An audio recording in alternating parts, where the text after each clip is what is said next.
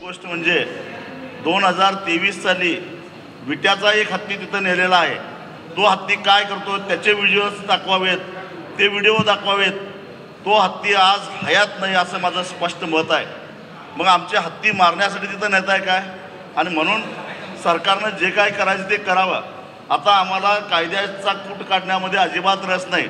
आम्हाला आमचा हत्ती परत पाहिजे आणि इतर वेगवेगळ्या देवस्थानची जी हत्ती आहेत, तासगावच्या गणपतीचा हत्ती आहे, कर्नाटकातल्या सीमा भागातले काही हत्ती आहेत, या हत्तींच्याकडे कुणी वाकड्या डोळ्यानं बघू नये। तुम्ही सरकारनं किंवा वन खात्यानं नियम लावा, कडक सूचना द्या, वेळोवेळी ह्या हत्तींच्या तपासण्या करा, पण केवळ कुणाला तरी पाहिजेत म्हणून आमचे हत्ती कोण नेणार असतील तर ते अजिबात सहन करणार नाही। सरकार म्हणून सरकारनं आज जनप्रक्षोभ झाल्यानंतर आजची बैठक बोलवलेली आहे। गेले महिना झालं या विषयामध्ये आम्ही सगळेजण ताकदीनं या ठिकाणी जनभावना सरकारपर्यंत पोचवायचा प्रयत्न करतो आहे। आमची अपेक्षा आजच्या बैठकीतून एकच आहे की या मठामध्ये हत्ती परत यावा आणि त्यासाठी सरकार काय पावलं उचलतं हे ऐकण्यासाठी आम्ही त्या ठिकाणी आलेलो आहोत। आमची भूमिका वारंवार आम्ही मांडलेली आहे, लाखो लोकांनी मांडलेली आहे आणि मला वाटते आज सरकारनं निपक्षपणे आमच्या कोल्हापुरातल्या हत्तीणीसाठी हा सगळा जनक्षोभ उसळलेला आहे आणि सतेज पाटील आत्ता बोलत होते, राजू शेट्टीही आत्ता काही वेळापूर्वी बोलले। तर जनक्षोभ झाल्यानंतर आता सरकारचं लक्ष गेलेलं आहे। आम्ही वारंवार भूमिका मांडली असल्याचं सतेज पाटील म्हणतात, पाहूया।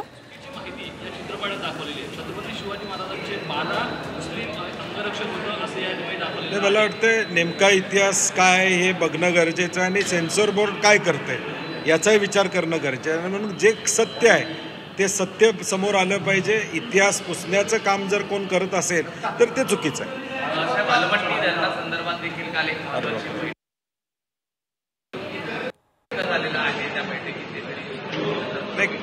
बैठक झाली परंतु केंद्रीय मंत्र्यांनी सगळा बॉल सुप्रीम कोर्टामध्ये टाकलेला आहे। महाराष्ट्र शासनानं सुप्रीम कोर्टात जावं, महाराष्ट्र शासनानं अमकं करावं।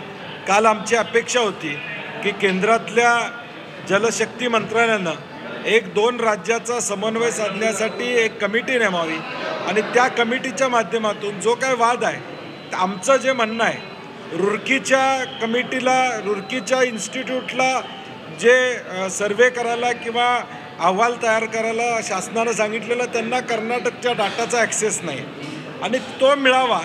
दोन्ही राज्यांनी एकत्रितपणे या सगळ्या गोष्टी कराव्यात अशी एखादी न्यूट्रल कमिटी CWC म्हणजे सेंट्रल वॉटर कमिशनची नेमावी अशी आमची अपेक्षा होती। परंतु उलटं सरकारनं आम्हाला सांगितले कोर्टात जावं आणि कोर्टातनं तशी ऑर्डर आली तरच आम्ही कारवाई करू। मला वाटतं थोडं विसंगती आहे।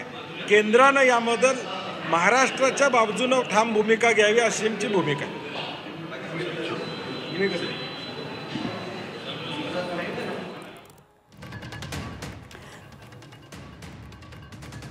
तर एकंदरीतच सध्या कोल्हापूरमधलं वातावरण तापलेलं आहे। आज गडहिंग्लजमध्ये अशा प्रकारे आत्मक्लेश आंदोलन आहे, त्यासाठी आज मोठा असा मोर्चा निघतो आहे आणि एकंदरीतच संपूर्ण कोल्हापूर जिल्ह्यामधलं वातावरण या माधुरी हत्तीमुळे चांगलंच तापलेलं आहे। ही महादेवी हत्ती पुन्हा एकदा नांदणीच्या मठात यावी यासाठी सातत्यानं आंदोलनं सुरू आहेत आणि आजच्या या आंदोलनावर गडहिंग्लजमधल्या लक्ष ठेवण्यात आमचे कोल्हापुरातले प्रतिनिधी प्रताप नाईक आपण थेट जाऊया आणि काय नेमकं सगळं वातावरण आहे जाणून घेऊया। प्रताप, मोठ्या संख्येनं सगळे बाहेर पडलेले आहेत महादेवी हत्तीणीसाठी, काय नेमके सध्याचे काय हे सगळं वातावरण आहे? मठाजवळ आपण बघू शकता की कशा प्रकारची दृश्य आहेत। एकूणच आपण पाहतोय की महादेवी हत्ती कोणत्याही परिस्थितीत आम्हाला परत मिळावी अशा प्रकारची भूमिका आहे, त्यामुळे आपण पाहतो की आपण पाहतो की इथून प्रांताधिकारी कार्यालयापर्यंत या ठिकाणी हा मोर्चा काढला जाणार आहे। एकूणच आपण पाहतो की आमची माधुरी हत्तीने आम्हाला परत पाहिजे अशा प्रकारची भूमिका घेऊन या ठिकाणी आपण पाहतो की लोक जमू लागलेले आहेत। साधारण आपण पाहतो की चंदगड असेल, गडिंग्लज असेल, आजरा असेल या ठिकाणाहून ही सर्व लोक जे आहेत ते सर्वधर्मीय याच्यामध्ये येणार आहेत। एकूणच आपण पाहतो की जे आयोजक आहेत त्यांच्यापैकी एक आहेत, आपण त्यांच्याशी बोलूयात। मला सांगा की माधुरी हत्ती आम्हाला पाहिजे अशा प्रकारची भूमिका घेऊन तुम्ही उतरलेले आहात, काय भूमिका आहे तुमची? माधुरी ही आमची फार वर्षापासून 30-35 वर्षे आमच्याकडे आहे। ती काय या पेटांना आजारी नसताना सुद्धा त्या हत्तीला त्यांनी घेऊन गेलेले आहेत आणि कुठल्या यानं घेऊन गेलेत काय माहीत नाही. त्यांना काय कसली लालच दाखवली हे काय माहीत नाही आम्हाला. पण माधुरी हत्ती ही अंबानीला पाहिजे होती, शिकाऊ हत्ती असल्यामुळं त्यांना पाहिजे होती ती.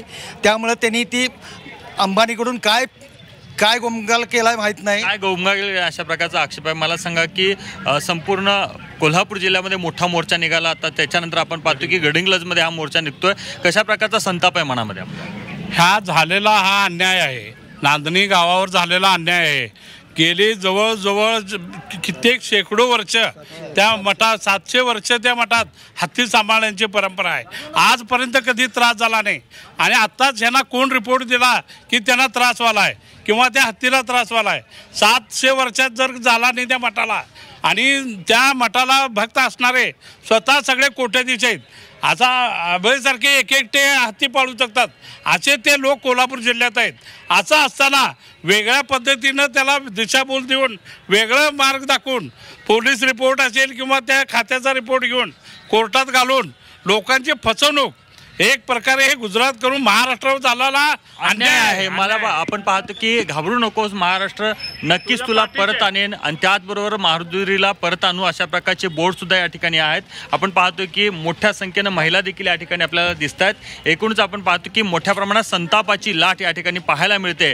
काही केलं तर माधुरी हत्तीनीला किंवा महादेवी हत्तीनीला आम्ही परत आणणार अशा प्रकारची भूमिका आहे. ताई सांगा, तुम्ही हातामध्ये बोर्ड घेऊन उभे आहात, महादेवी हत्ती तुम्हाला हवीच आहे का? हो, हवीच आहे. लहानपणापासूनच्या आमच्या तिच्याबरोबर अतिशय सुंदर आठवणी आहेत. आम्ही लहानपण तिच्या सोबत जगलोय, त्यामुळे आम्हाला आमची हत्तीन परत हवीच आहे. हवी म्हणजे हवीच आहे. काही केलं तर आम्हाला महादेवी हत्तीन आमची परत हवीच आहे. त्यामुळे आपण पाहतो की लोकांच्या मनामध्ये रोष आहे आणि तोच रोष आपल्याला गडिंग्लज शहरामध्ये देखील आज पाहायला मिळणार आहे. अगदी धन्यवाद दिलेल्या सगळ्या सविस्तर माहितीसाठी आणि वेळोवेळी प्रताप माहिती जाणून घेत राहणार आहोत. प्रताप नाईक आमचे प्रतिनिधी या संपूर्ण आंदोलनावर लक्ष ठेवून आहेत. तर इकडे मुंबईमध्ये आता मुख्यमंत्र्यांची बैठक होणार आहे आणि या बैठकीसाठी कोल्हापुरातले महत्त्वाचे नेते तसंच नांदेडीतल्या मठातले जे महत्त्वाचे मठाधिपती अधिकारी वर्ग तिथला आहे तो आता पोहोचलेला आहे. त्यामुळे या मुख्यमंत्र्यांच्या बैठकीमध्ये काय नेमका या संदर्भातला निर्णय होतो आहे हे बघणं खूप महत्त्वाचं ठरणार आहे. कारण हे दोन महत्त्वाचे मुद्दे सध्या या बैठकीमध्ये चर्चिले जातात आणि जे जनभावनेशी संबंधित आहेत. एक म्हणजे महत्त्वाचा मुद्दा हा कोल्हापूरमधल्या हत्तीणीचा, नांदेडीतल्या मठातल्या हत्तीचा आणि दुसरा महत्त्वाचा मुद्दा तो म्हणजे मुंबईमध्ये असलेल्या कबूतरखान्यांसंदर्भातला आहे.